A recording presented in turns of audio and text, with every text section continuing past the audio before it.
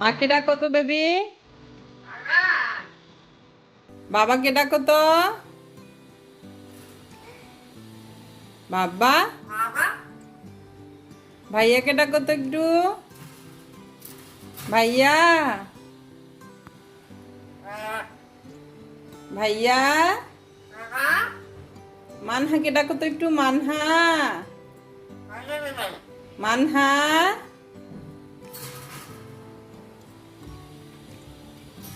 মানহাকে ডাকো, মানহা, মানহা, ভাইয়া, ভাইয়া,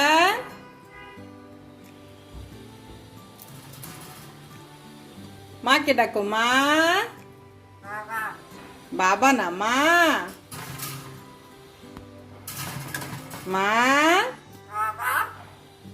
মা, মা, বাবা না মা, বেবি মা বলো, মা।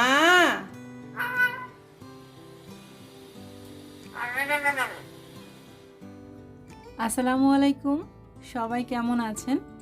ভিডিওর শুরুতেই আমি একটু ময়নার সাথে সময় পাস করছিলাম, আপনাদের সাথে শেয়ার করলাম। কারণ অনেকেই বলেন আপু ময়নার ডাক একটু শুনবো বা ময়নাকে একটু ভালো করে দেখিও, সেজন্য আজকে ভিডিওর শুরুতেই ময়নাকে দেখিয়ে আমার আজকের ভিডিওটা আমি স্টার্ট করছি। আশা করছি প্রতিদিনের মতোই আপনাদের কাছে আমার আজকের এই লাইফস্টাইল ব্লগটিও ভালো লাগবে। মনিরাস ওয়ার্ল্ড থেকে আমি মনিরা আপনাদেরকে নিয়েও একটি লাইফস্টাইল ব্লগ দেখার জন্য ওয়েলকাম করছি। আশা করছি পুরো ভিডিওটি জুড়ে থাকবেন স্কিপ না করে। আপনাদের সাথে এখন আমি আমার সংসারের জন্য কিছু কিউট কিউট টুকিটাকি জিনিস কিনেছি সেটা একটু শেয়ার করছি, কারণ আমার আপুরা কিন্তু এই সংসারের জিনিসগুলো দেখতে খুব ভালোবাসেন, সেজন্যই শেয়ার করা।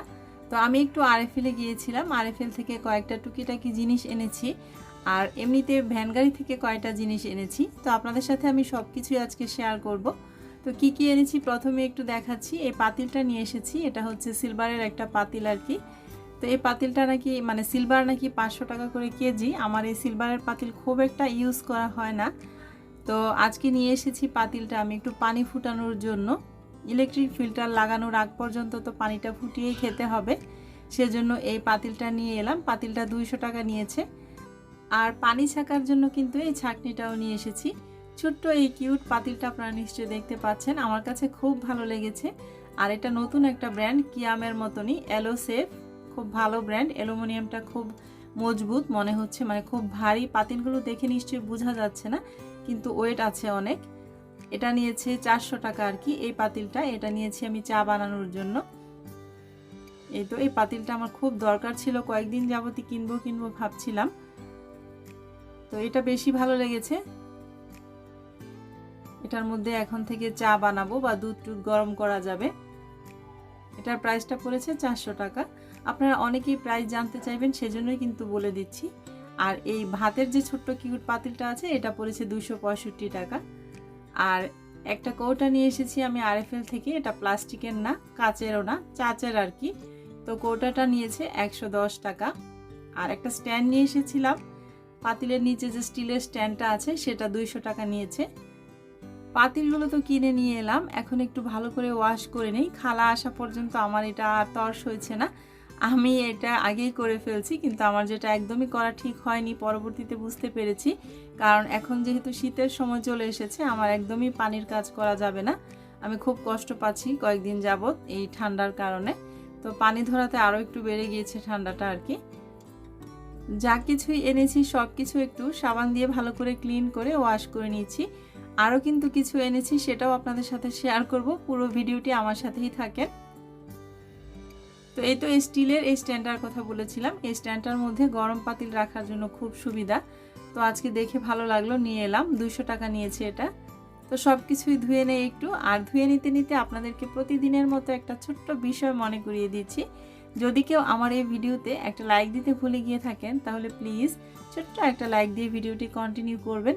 আপনাদের একটা লাইক কিন্তু অসংখ্য ভাইয়াপুর কাছে পৌঁছে দিবে আমার এই ভিডিওটি, আর আমার চ্যানেলটিকে কিন্তু অনেকের মাঝে ছড়িয়ে দিবে।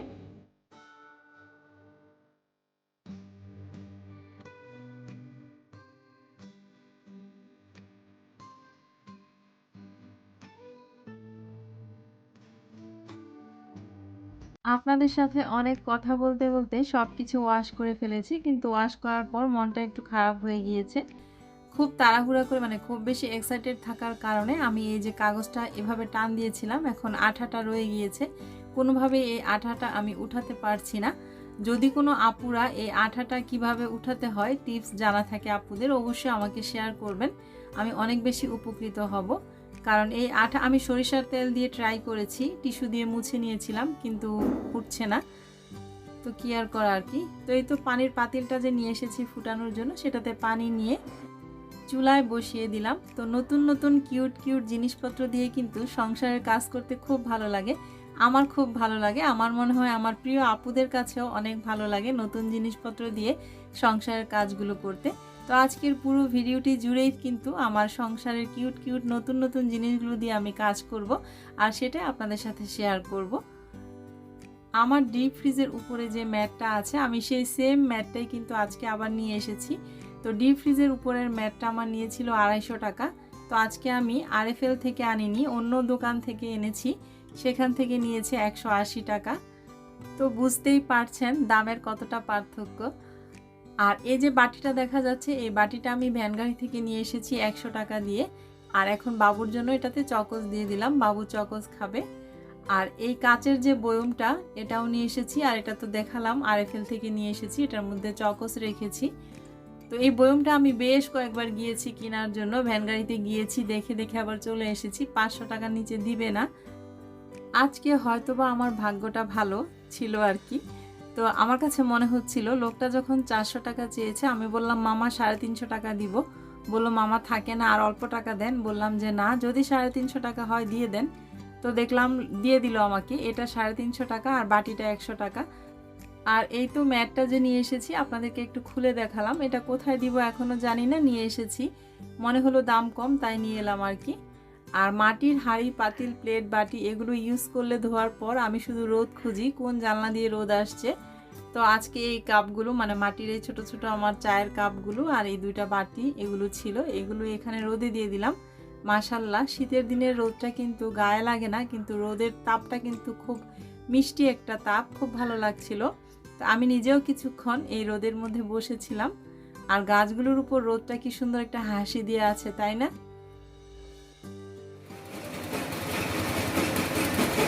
ভেবেছিলাম ভিডিওর ভয়েস ওভার করবো, কিন্তু নিশ্চয়ই দেখতে পাচ্ছেন একদিকে হচ্ছে ইট ভাঙার মেশিন চলছে, আরেক সাইডে ঢালাই চলছে।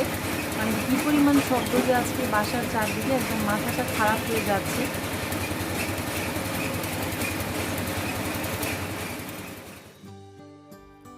তো এখন চলে এলাম কিচেনে, রান্নাবান্না করব। দুপুরের রান্নাবান্নার জন্য খালা এখানে সব কিছু আমাকে কেটে কুটে ধুয়ে দিয়েছে, এখন জাস্ট রান্নাটা বসিয়ে দিব। এখানে লাল শাক কেটে ধুয়ে রাখা হয়েছে, ধনেপাতা কুচি করে দিয়েছে, পেঁয়াজ কুচি করে দিয়েছে, আর বেগুন আলু কেটে দিয়েছে। আজকে বেগুন আলু দিয়ে ইলিশের ঝোল রান্না করব, আমার খুব পছন্দের একটা তরকারি। কাঁচামরিচের বোটাগুলো ফেলে ধুয়ে রাখা হয়েছে, পরে ফ্রিজে আর কি সংরক্ষণ করব। টমেটো কেটে দিয়েছে, রসুন কেটে দিয়েছে। আর এখানে আমি একটু বিফ ভিজিয়ে রেখেছি, এটা ছোট ছোট পিস করে কেটে রাখবো বাবুকে আর কি টিফিনে তেহারি রান্না করে দেওয়ার জন্য। আর এখানে একটা ইলিশ মাছ কাটা হয়েছে, ইলিশ মাছ দিয়ে আজকে বেগুন তরকারিটা রান্না করব। তো এখান থেকে কিছুটা মাছ আর কি আমি উঠিয়ে রাখবো, একটা ইলিশ মাছ দিয়ে তো আর তরকারিটা রান্না করব না। তো কিছু পরিমাণ মাছ আমি একটা বক্সে উঠিয়ে রাখছি। এই তো বক্স নিয়ে নিলাম, বক্সের মধ্যে মাথা লেজ আর কয়েকটা পিস উঠিয়ে রাখছি, পরে আরেকদিন রান্না করব। ইলিশ মাছ খুব ভালো লাগে খেতে, আমার খুব পছন্দের, কিন্তু খুব অ্যালার্জি হয় ইলিশ মাছে আমার। বেগুনেও প্রচুর অ্যালার্জি, কিন্তু বেগুনটা এত বেশি পছন্দের খাবার, আমি এটা মানে অ্যালার্জি হলেও এটাকে অ্যাভয়েড করতে পারি না। তো যাই হোক, এখন রান্নাবান্নায় আসা যাক। ডিটেলসে কিছুই শেয়ার করবো না, শুধু ডেইলি অ্যাক্টিভিটিসগুলো শেয়ার করে যাচ্ছি। ইলিশ মাছটা কিন্তু খুব ভালো পড়েছে, খুব সুন্দর ফ্লেভার বের হচ্ছে। তো ইলিশ মাছটাকে আমি কষিয়ে তারপর বেগুন দিয়ে রান্না করব। কষানো হয়ে গিয়েছে, এখন মাছটাকে আলতোভাবে উঠিয়ে নিচ্ছি। মাছটা কষিয়ে উঠিয়ে নেওয়ার পর মশলাটা আরও কিছুক্ষণ কষিয়ে নিলাম আর বেগুন আলু দিয়ে দিলাম। আমার মতো কে কে বেগুন আলু দিয়ে ইলিশ মাছের ঝোল তরকারিটা খেতে পছন্দ করেন অবশ্যই কিন্তু কমেন্ট করবেন। আর আজকে আমি এসকেবি ব্র্যান্ডের আমার এই স্টিলের ফ্রাই প্যানটা সম্পর্কে আপনাদের যত প্রশ্ন আছে সব প্রশ্নের অ্যান্সার করব। তো আমি এই স্টিলের ফ্রাই প্যানটা বসিয়ে দিলাম। অনেকেই কিন্তু মনে করেন এটা অ্যালুমিনিয়ামের, এটা অ্যালুমিনিয়াম না, এটা স্টিলের ফ্রাই প্যান এসকেবি ব্র্যান্ডের। এটার দাম পড়েছে 1445 টাকা। তো এটার মধ্যে এখন আমি লাল শাকটা ভেজে নিব, তেল আর পেঁয়াজ রসুন দিয়ে দিলাম। অনেকেই জিজ্ঞেস করেন যে আপু স্টিলের এই কড়াইটা বা ফ্রাই প্যানটা কি কালো দাগ পড়ে কিনা বা তলানিতে লেগে যায় কিনা। আমি আপনাদের সাথে শেয়ার করছি, রান্না করছি, আপনারা নিশ্চয়ই দেখেই বুঝতে পারবেন যে এটা তলানিতে লেগে যায় কিনা। তবে আমি মনে করি যে কোনো পাতিলই স্টিলের, মার্বেল কোটেড, ননস্টিক বা সিলভারের যে কোনো পাতিল হাই হিটে রান্না করলে পাতিলগুলো একটু বেশি নষ্ট হয়ে যায়। মিডিয়াম হিটে যদি রান্না করা যায় সব পাতিলগুলো কিন্তু সুন্দর থাকে, সাইডটা আর পুড়ে যায় না। তা আমি কিন্তু আপনাদের সাথে কথা বলছি আর এদিক থেকে কিন্তু দুই চুলাই রান্না করছি। অনেকেই জানতে চান যে আপু এসকেবি ব্র্যান্ডের এই ফ্রাই প্যানটাতে মাছ ভাজা যায় কিনা বা মাছ লেগে যায় কিনা। হ্যাঁ, অবশ্যই খুব সুন্দরভাবে মাছ ভাজা যায়। চুলায় একটু তেল দিয়ে প্রথমে ফ্রাই প্যানটার মধ্যে একটু গরম করে মাছটা দিলে খুব সুন্দরভাবে উল্টে যায়, কিন্তু তেলটা হিট হওয়ার আগে যদি আপনি মাছটা দিয়ে দেন তখন একটু প্রবলেম হবে।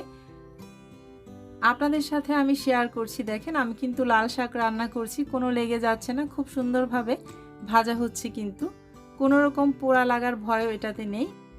আর আরেকজনের একটা প্রশ্ন ছিল যে আপু আমি এসকেবি ব্র্যান্ডের এই ফ্রাই প্যানটা কিনতে চাচ্ছি, কিন্তু একজনের কাছ থেকে শুনলাম ফ্রাই প্যানটা নাকি কালো হয়ে যায়। আমার জানা নেই আপু, আমি 2 বছর যাবৎ ইউজ করছি, 2 বছরের বেশিই হবে, আমারটা এখনও কালো হয়নি। তবে আমি যেটা জানি এটাতে যদি আপনি শুধু পানি দিয়ে চুলায় বসান তখন আপনার এই পাতিলটা কালো হয়ে যাওয়ার সম্ভাবনা থাকে।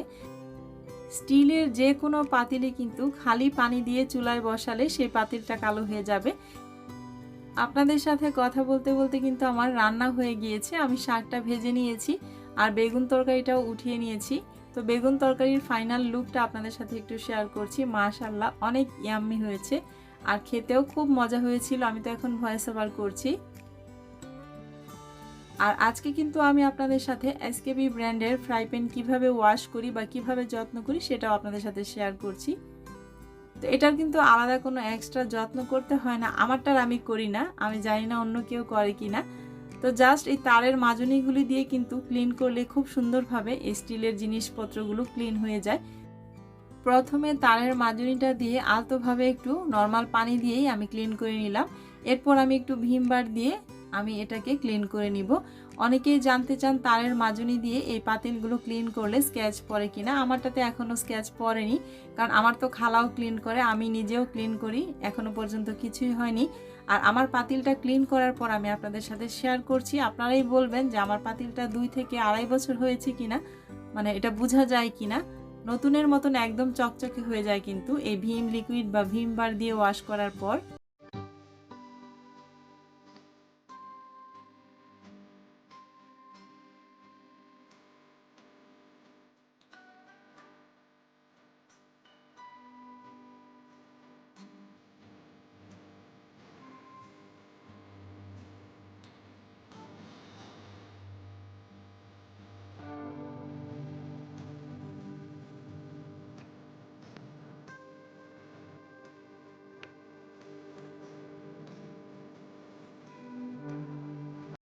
ওয়াশ করে নিলাম, আপনারা নিশ্চয়ই দেখতে পাচ্ছেন কতটা চকচক করছে।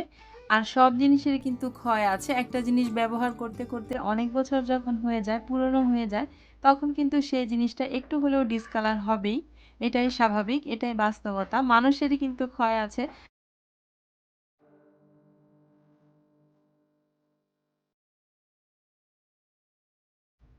তো যাই হোক, তরকারিগুলো তো রান্না করে নিলাম। এখন আমি নতুন কিউট এই পাতিলটাতে ভাত রান্না করার জন্য খুব বেশি এক্সাইটেড ছিলাম।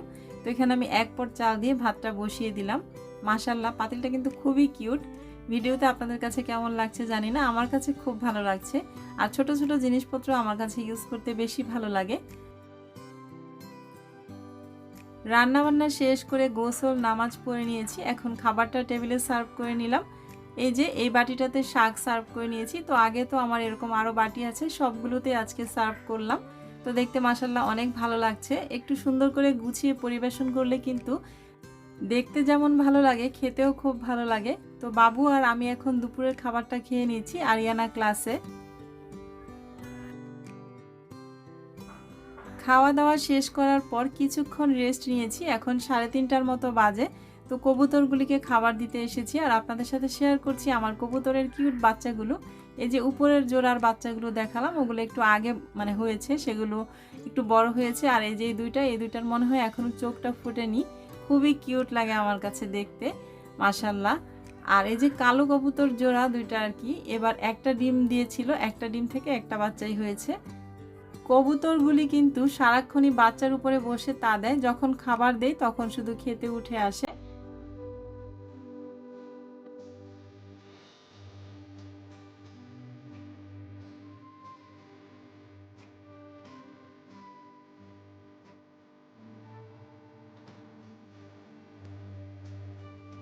এরাই কিন্তু হচ্ছে আমার সারাদিনের সঙ্গী। বাচ্চারা কিন্তু স্কুলে থাকে, কোচিংয়ে থাকে, ওদের কিন্তু সময়ই নেই আমাকে সময় দেওয়ার মতো। ওরা ওদেরকে নিয়েই ব্যস্ত, ওদের পড়াশোনা নিয়েই ব্যস্ত, আর আমি থাকি এদেরকে নিয়ে ব্যস্ত। এরা যদি না থাকতো আসলে এখন আমার টাইম পাস করা খুবই কঠিন হতো। আর আপনাদের সাথে ভিডিও শেয়ার করি বলেও আমার অনেকটা সময় পাস হয়। আমি একটু ভিডিও এডিট করি, ভয়েস ওভার করি, এভাবে করেই কিন্তু আমার সময়টা খুব সুন্দরভাবে আমি পার করে যাচ্ছি। তো এখন একটু নতুন পাতিলটাতে আমি একটু চা বসিয়ে দিলাম। আপনাদের সাথেও ভাবলাম একটু শেয়ার করি, নতুন বানাচ্ছি চা এটাতে।